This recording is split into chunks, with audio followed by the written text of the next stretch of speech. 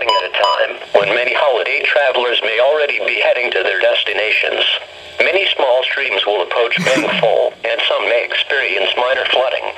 A flood watch means there is a potential for flooding. Based on current forecasts, you should monitor later forecasts and be alert for possible flood warnings.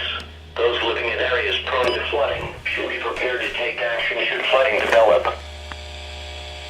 Doubleheader.